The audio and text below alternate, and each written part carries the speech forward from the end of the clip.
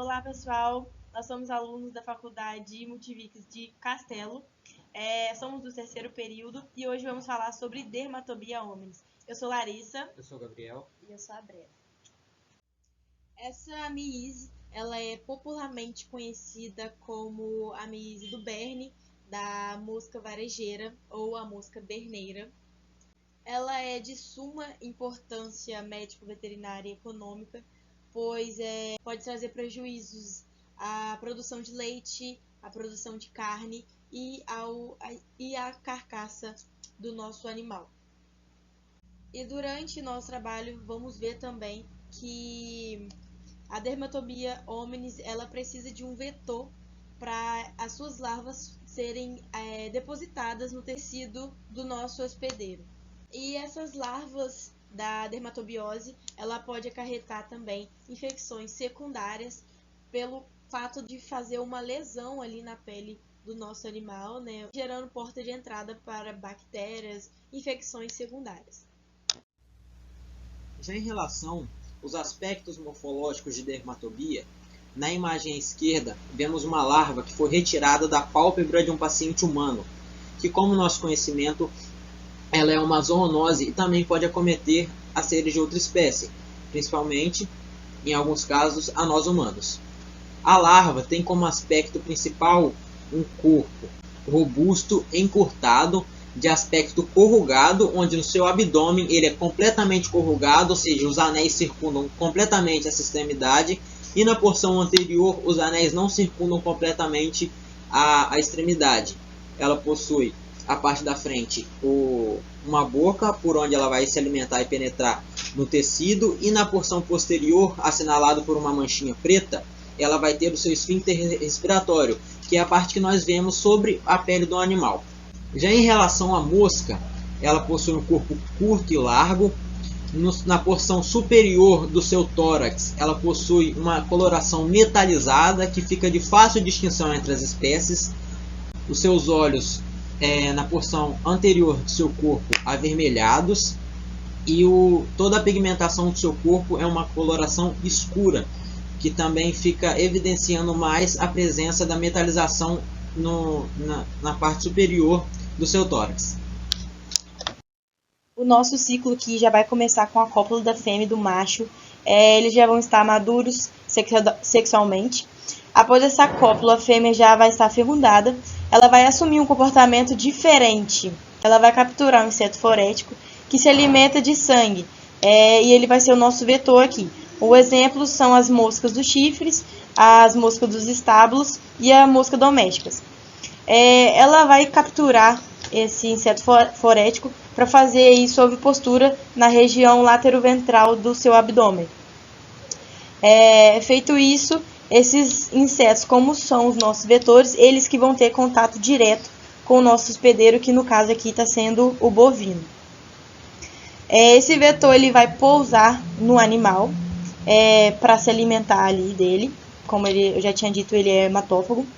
E essa larva ela vai eclodir do ovo e vai penetrar com a ajuda da lesão da picada ou pelos folículos pilosos. Lembrando que a pele desse animal ela não precisa ter uma lesão para essa larva poder penetrar. E também lembrando que é uma miíse nodular. E em cada nódulo, em cada furúnculo, vai haver apenas uma larva. Essa larva ali, ela vai causar um processo inflamatório, vai causar vermelhidão, vai causar incômodo no animal, dor, e essa larva vai se alimentar de secreção purulenta e de tecidos vivos ali, de onde ela está localizada. Se alimentando, essa larva vai se desenvolver para L2, aumentando de tamanho, e, consequentemente, se desenvolvendo para L3. Na fase L3, ela vai abandonar esse animal, geralmente à noite ou de madrugada, e vai ter contato direto com o solo ali, entrando numa fase chamada pupa, que é como se fosse um casulo para ela conseguir se desenvolver numa mosca adulta e madura sexualmente para reiniciar esse ciclo. Em relação à etiologia, essa espécie ela é nativa das Américas, como o sudeste do México, ao norte da Argentina, o Chile e o Uruguai. Contudo, existem alguns fatores que influenciam o desenvolvimento da fase livre da Dermatobia hominis, e que entre eles está a temperatura e a precipitação pluviométrica. Por ser um inseto psilotérmico, a sua população flutua ao longo do ano nas regiões subtropicais, conforme a disponibilidade térmica. A Dermatobia hominis é uma mosca da família Cuterebridae, popularmente conhecida no Brasil como a mosca berneira ou a varejeira. E o agente etiológico dessa doença é a Dermatobia hominis, um inseto díptero pertencente à família Cuterebridae, com ordem Ciclorrhafa, filo Artrópoda e a classe Insecta, cujas larvas produzem uma miíase nodular nesses animais. Em relação à epidemiologia, ela tem aí a distribuição na América Latina, começa desde ali do México e vai até a Argentina, e também geralmente acomete mais em áreas rurais, mais em bovinos, e também acontece sim nas áreas urbanas, em animais abandonados. O Departamento de Parasitologia do Instituto de Ciências Biológicas da UFMG, a Dermatobia hominis ela é tratada como uma zoonose neotropical. Ela tem uma predisposição significativa de infestação em animais de pelagem escuras. Ela vai causar também muitos prejuízos na produção e condenação da carcaça e do couro. Essas larvas elas são biontófagas, elas invadem os tecidos não necrosados, os tecidos vivos, esses tecidos íntegros, e ali eles vão se desenvolver, se alimentar também através desses tecidos.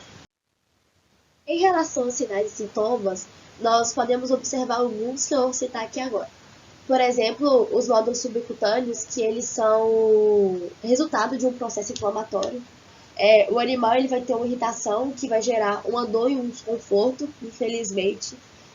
Terão infecções secundárias bacterianas, que pode levar a um abscesso. Infecções bacterianas que podem formar abscessos. A bicheira vai levar a um sangramento. E vai ter também uma redução na produção de leite, da carne e um acometimento no couro do animal. Ele também vai perder peso e ele vai ficar predisposto a outras enfermidades, porque infelizmente a imunidade dele vai estar baixa. E se for acometido um animal mais jovem, mais novo, terá um retardo no crescimento desses animais. Bom, aqui nessas imagens nós temos alguns exemplos de uma taxa parasitária muito alta da dermatobias, em que esses animais nós podemos observar alguns caroços neles que têm o berne. E infelizmente, como já tinha falado antes, é um animal que ele está mais magro, ele está mais abatido, e podemos perceber que o couro dele não pode ser utilizado. Isso também vai gerar um desconforto muito grande para o animal, fazendo ele sentir dor, ele vai ter um prurido e vai causar um estresse enorme no animal, assim, fazer com que a produção de leite abaixe e ele fique mais abatido. Tratando de fisiopatogenia, devemos entender que a infecção pode ser feita mediante a pele íntegra ou mediante lesões cutâneas preformadas, ou seja, um corte, um rasgo. Após a instalação das larvas, teremos uma série de lesões cutâneas e dérmicas que vão comprometer a carcaça e o couro. E, mediante aos níveis parasitários, devemos nos atentar a um desequilíbrio do sistema comum do hospedeiro, ou seja, o seu próprio sistema imunológico do hospedeiro vai reconhecer aquilo como um corpo estranho, como uma infestação. Então ele gerará uma resposta imunológica mediante a situação. A integridade do couro e até mesmo o débito de peso vai influenciar na carcaça, porque o desconforto gerado, a coceira intensiva, os níveis parasitários e a resposta imunológica vão exigir muito do animal. Ele não conseguirá se alimentar, terá um grande incômodo, níveis de estresse elevadíssimos, irá gerar uma resposta imunológica mediante isso. Quando temos a evolução da larva no seu terceiro estágio, podemos presenciar níveis de hemorragia no local, ou seja, terá um sangramento devido ao grande tamanho da larva e o grande estresse, a grande exigência do tecido ao capacitar aquela larva no seu interior. As feridas deixadas pela larva, além de vincular a novas e posteriores infecções, tanto de parasitas, podem também acometer a bactérias, causando diferentes quadros de doenças. Tratando de primeira infecção ou de posteriores infecções, a resposta imunológica vai consistir num processo inflamatório exudativo, causando secreção purulenta e sanguinolenta.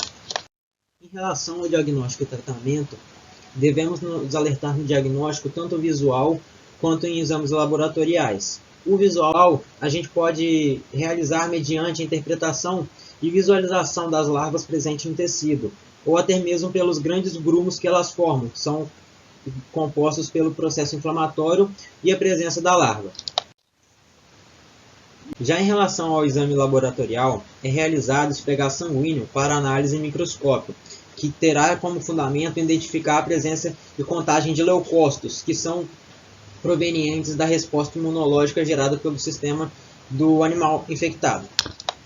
Em relação ao tratamento, devemos nos ater que as ivermectinas e as abamectinas são de extremamente eficácia no combate de todos os níveis larvais.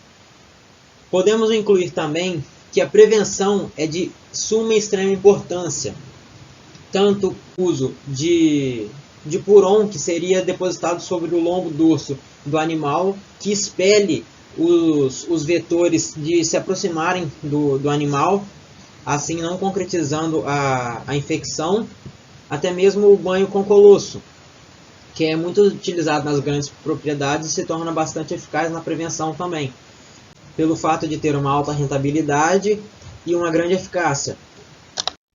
Em relação ao controle e profilaxia, tem algumas coisas que nós podemos fazer, como, por exemplo, a limpeza do curral, ou seja, não deixar dejetos fecais ali muito tempo, porque atrai moscas, a desinfecção de comedouros, bebedouros, ou seja, manter eles sempre limpos, porque também eles atraem moscas, se caso estejam sujos. Eliminar bernes retirados, ou seja, você retirou aquele berne do animal, então você não vai jogar no chão, você vai queimar, colocar em algum recipiente para que depois você consiga fazer o descarte correto. Com relação ao tratamento e o controle da dermatobíase, é necessário buscar uma forma mais adequada, seja com tratamentos convencionais, seja com tratamentos alternativos, para que o manejo desse ectoparasito ele seja integrado.